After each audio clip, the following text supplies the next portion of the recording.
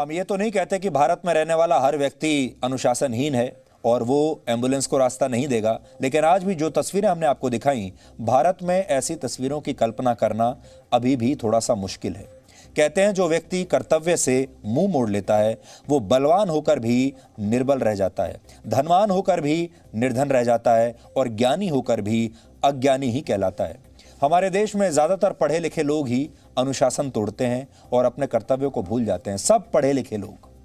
हैदराबाद के traffic constable को अपना कर्तव्य याद रहा, लेकिन अब हम आपको उन लोगों की कहानी दिखाने वाले हैं जो अपने कर्तव्य बोध को कूड़ा समझकर अपने मन से भी फेंक देते हैं और उसे डस्टबिन में पहुंचा देते हैं। अब जो कहानी आपको सुना रहा हूं, ये कर्नाटक के मशहूर पर्यटन स्थल कुर्ग से आई है।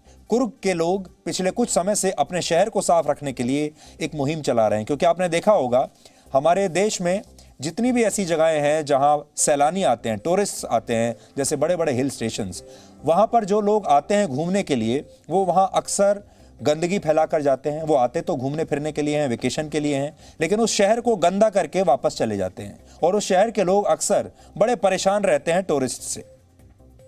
लेकिन 30 अक्टूबर को कुर्ग की एक सड़क से गुजरते हुए कुछ लोगों ने देखा कि सड़क पर पिज्जा के कुछ खाली डिब्बे पड़े हुए हैं।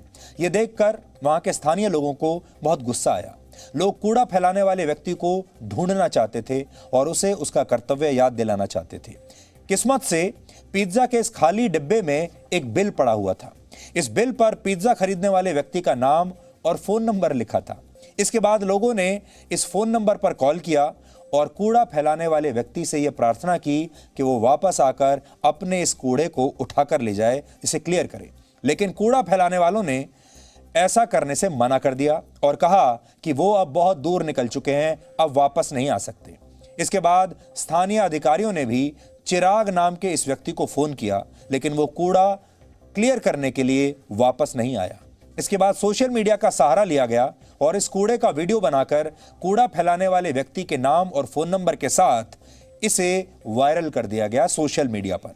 इसके बाद चिराग नाम के इस व्यक्ति को देश भर से फोन आने लगे, कॉल आने लगे और लोग इस व्यक्ति को इसका कर्तव्य याद दिलाने लगे। हालांकि तब तक कूड़ा फैलाने वाला यह व्यक्ति कुर्ग से 80 किलोमीटर आगे निकल चुका था। लेकिन सोशल मीडिया और देश के लोगों का दबाव इतना था कि इस दबाव में इसे 80 किलोमीटर दूर से वापस आना पड़ा और फिर इसने जो कूड़ा फैलाया था उस कूड़े को इसने खुद उठाया। साफ सुथरा जो जगह पे वो पिज़्ज़ा बॉक्स मुझे देखने मिला, मुझे अच्छा नहीं लगा, बहुत दुख भी महसूस हुआ मुझे। मैंने उसको फ़ोन करके मैंने कहा you have bought the pizza recently eight 12:36 PM from Madikeri and you disposed the waste of this thing. Why did you do this? You please come and collect it back. इस बीच में मैंने क्या किया, सोशल मीडिया पे एक खुद की video बनाकर, वो गार्बेज की वीडियो बनाकर मैंने पूरा जो सिटीजन्स है, कोडगु की जो सिटीजन्स है, उनसे मैंने निवेदन किया कि सब लोगों ने इसको कॉल करके please request him to come back and collect the garbage. And this created a revolution.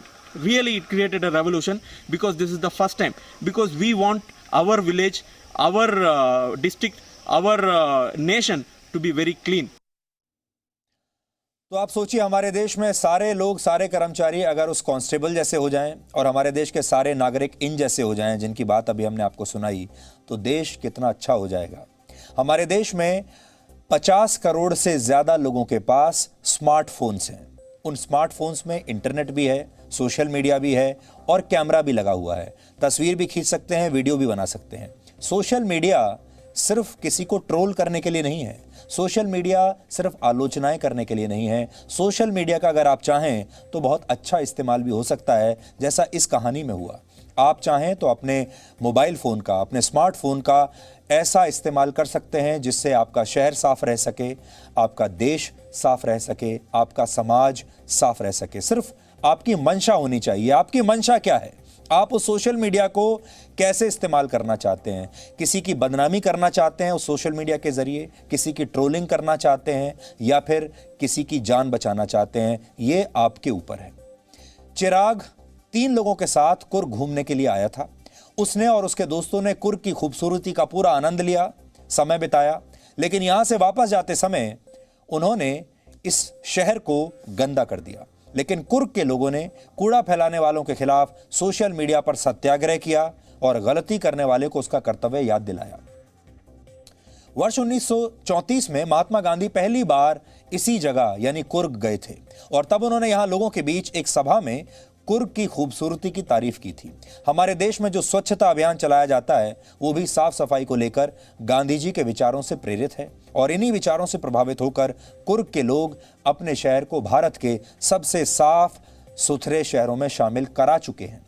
लेकिन बाहर से आए एक व्यक्ति ने इनकी मेहनत पर पानी फेरने की कोशिश की जो इन्हें मंजूर नहीं था।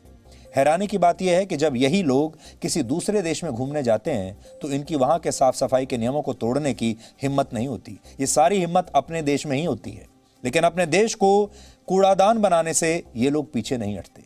कूड़े को लेकर भारत में लोगों की एक सोच ये है कि इसे हटाने की जिम्मेदारी तो किसी और की है और इसे लेकर हमें अपना कोई कर्तव्य निभाने की आवश्यकता नहीं है। हम सिर्फ कूड़ा फैलाएंगे, इसे साफ करने की जिम्मेदारी किसी और की होगी। भारत के शहरी मामलों के मंत्रालय के एक आंकड़े के मुताबिक भारत में हर दिन लोग 13 करोड़ किलोग्राम कूड़ा पैदा करते हैं। 13 करोड़ किलोग्राम। भारत में कम जगह में ज्यादा लोग रहते हैं क्योंकि हमारी जनसंख्या बहुत ज्यादा है। इस वजह से इस कूड़े के लिए पर्याप्त जगह नहीं बचती और लोग जहां तहां कूड़ा फेंकने लगते हैं। लेकिन दुनिया के दूसरे शहरों में ऐसा नहीं होता। उदाहरण के लिए थाईलैंड के खाओ याई नेशनल पार्क ने कूड़ा फैलाने वाले लोगों को सबक सिखाने के लिए एक जबरदस्त मुहिम शुरू की है। इस नेशनल पार्क को यूनेस्को की वर्ल्ड हेरिटेज साइट का दर्जा मिला हुआ है, लेकिन इसके बावजूद लोग यहां कूड़ा फैला देते हैं। लेकिन अब यह नेशनल पार्क कूड़ा फैलाने वालों को उनके द्वारा फैलाया गया कूड़ा कुरियर के जरिए वापस उनके घर ही भेज रहा है। यानी अगर आपने यहां कूड़ा फैला दिया तो यह कूड़ा कुरियर के जरिए वापस आपके घर भेज दिया जाएगा। इस कुरियर के साथ एक नोट भी चिपकाया जाता है जिस पर लिखा होता है आप अपना कुछ सामान भूल गए थे। ब्रिटेन में कूड़ा फैलाने पर 96,000 रुपए का जुर्माना लग सकता है। हांगकांग में कूड़ा फैलाने पर 2,000 रुपए का जुर्माना लगता है। सिंगापुर में ऐसा करने पर 16,000 रुपए का जुर्माना देना होता है और भारत में भी कूड़ा फैलाने वालों से 200 रुपए से लेकर 10,000 रुपए तक का जुर्माना वसूले जाने का प्रावधान है। लेकिन लोग साफ सफाई के प्रति अपने कर्तव्यों के साथ साथ जुर्माने के डर को भी कूड़ेदान में डाल देते हैं और सब कुछ ऐसा ही चलता रहता है।